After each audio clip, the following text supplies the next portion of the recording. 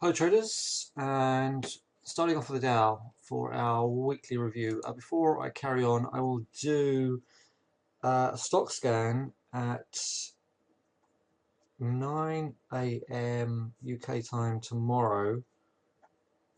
So if you want to join me, then log into the room. I'll send you the link if you haven't got it. So that's a stock scan at 9 a.m. UK time tomorrow.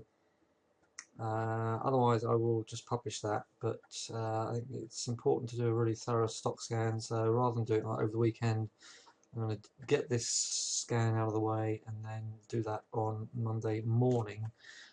And so the Dow having a great April after a pretty mixed March. You can see March we just did a lot of flailing around really. Um, April's proving to be much better. I did get sucked in by this Fed day move to the upside here. Let's just pull this right out. Because we had all the selling down to this major pivot level I have marked out here. This is symptomatic of a good 2014 bear market. You do get sharp pullbacks. You get sharp snapbacks. So be wary of these. This is why it's vital that you don't short at lows, but you short any kind of rally, short any highs. So once I realised I started buying this here, as per the video, on this day here, as I realised it was failing, then I started getting short, and I stayed short for the rest of the week. I just shorted any pullbacks, and had a good time doing so. And so what I'm looking for it's a short week, and data wise, the thing that really sticks out for me is core retail sales expected to be better for the US. That's the only significant thing we've got on Monday. And Tuesday we've got UK core price inflation, house price inflation as well, looking to be good. And core price inflation for the US, which is flat and worrying.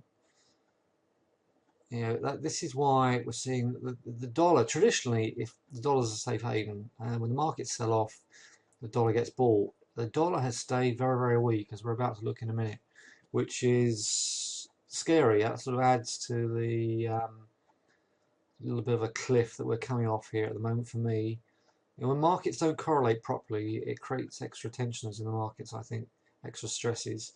We'll talk about that as I unfold this. Now look at this. On Wednesday, we've got Chinese GDP expected to be weaker.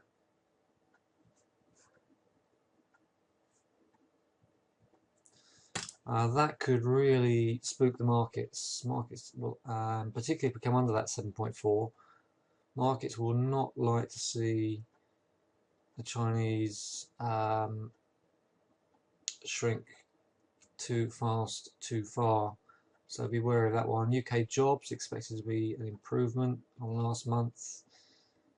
Employment at 7.2%, and nothing much else on Thursday. Building permits looking okay.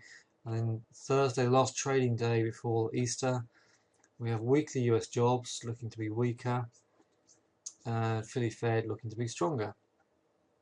And then we have Easter Friday, Good Friday. Okay, so I would look for a pullback to about the 150-200 area. We may only get a pullback to 100, that fib level. Otherwise, we are looking as if we're going to come down to 15,000. If we really start rocking, then 14,500. Let's take it one step at a time. This 200 EMA and this fib level at 15.8 is a short-term target for me. But longer term, let's see if this market can really tumble. If you look at the weekly chart, that's quite some. This is a 127 extension based on the 0709 range, and then we've got 15,780 is a retest of a hammer. So it's a big quite a nice sellers bar, not as deep as January 20th week, but nonetheless deep, and following a reversal bar last week. Okay, Nasdaq, as you'd expect, is even weaker. Well, not I wouldn't expect the Nasdaq to be weak, but it's certainly weak, which is as I'd expect. We came down and held the 200. Now we've not touched the 200 for a long time. Last time we touched the 200 on the daily was June last year. And that lit the fuse paper for a push up. It's a weak seller's bar. RSI is low but not extreme. That looks as if 3,500 is the pullback area on that one, and the spiders, the S&Ps look as if 1825 is the pullback area, and then a retest of 788, this congested area here.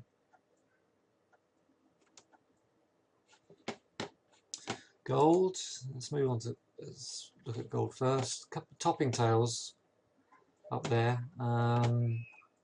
Weekly's good, hammer and a close above 50%. So gold is a pullback at 1311 with the potential for 1343 on that daily. You can see I've got a box there marked, which is the low of May 20 last year.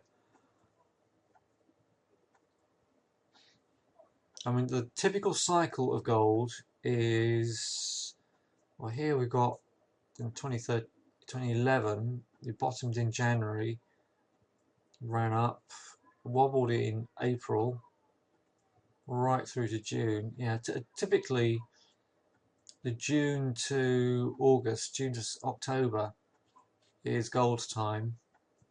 So we may see how the 50 EMA is. We're under the 50 and the 200.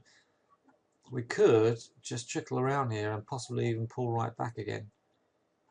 But all the time you've got a bullish chart, this is certainly above the 50 and 200 in the daily, just keep buying the pullbacks. But just be wary of that seasonality of gold. We'll stay on commodities for a while, and then we'll go to Forex. Oil, a lot of topping tails. I mean, it's a very, very nice weekly. So we could see 102.50 again.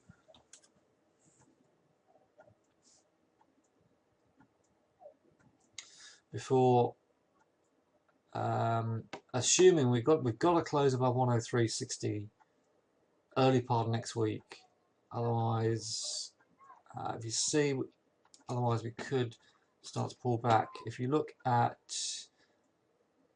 this area here, we started to get sideways and toppy, a little bit toppy there before we blast up to 105. So we could see that again. But yeah, stop 2 bars back would be 102.90. You can see in this consolidation pattern we dropped right back to the way to 101 before they lifted it up to 105. And so that could be an issue with this one as well. Copper. Copper has had a very deep breakdown, and we've just, at the moment, we're fading the 50 EMA, so that could roll over again. Would I short that? If we look at the weekly, we're holding up on the weekly, and this 298 is crucial. So it is a reversal bar under the 50 EMA. One way you could trade it is to try and hold out an offer on 305 with a stop above 307 to see if that can come down. But typically that looks like a bearish consolidation. See how we broke down here. Let me get my pen. Moved sideways and then broke down, pulled back, broke down, and then we just shuffled along until we got into this pinch. They could not get through the 50 EMA, so they dropped it for a good few days. Now you can see, don't worry about this gap, this is not the continuous contract.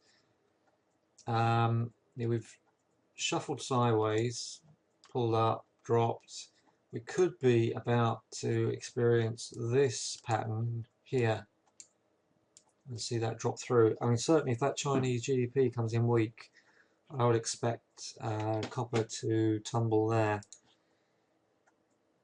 And the expectation is for a weak number. Grains, soybeans coming off, and reversal bar up there in the weekly chart. I would look out for 1444 on the beans and see if that can hold. On the wheat, my wheat is not doing well. It poked up to 686 and sold basically.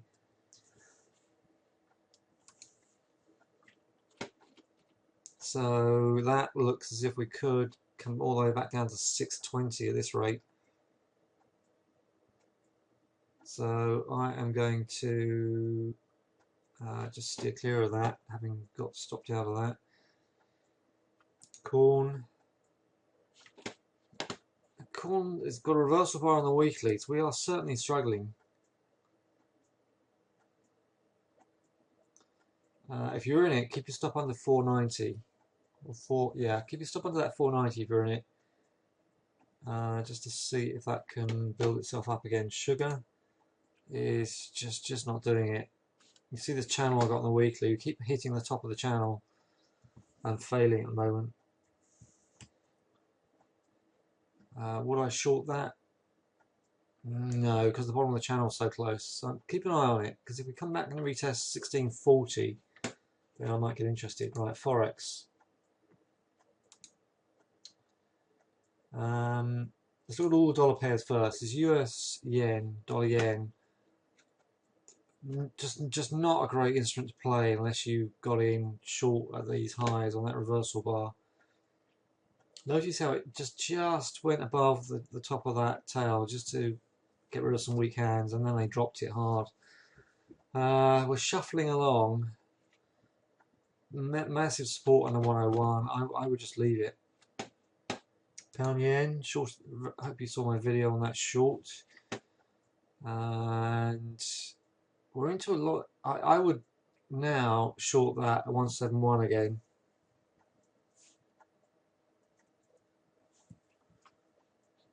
I'm not sure you even see 171. We're clinging right onto that trend line, so that is going to make life harder there. You can see the support on the weekly. But a retest of that star 171 could see that tumble. And euro yen holding up better. In fact, look at that weekly trend line. All we're doing is we've come back and retested that trend line and held. So definitely steer clear of that. CAD yen struggling. That's slightly weaker than the pound yen.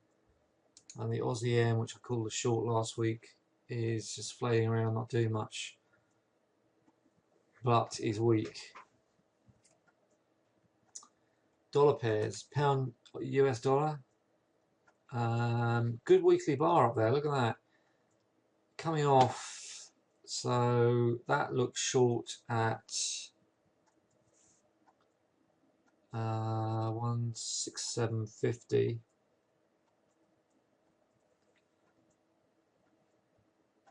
But it's not a great one to short. You're going to need a 70-point stop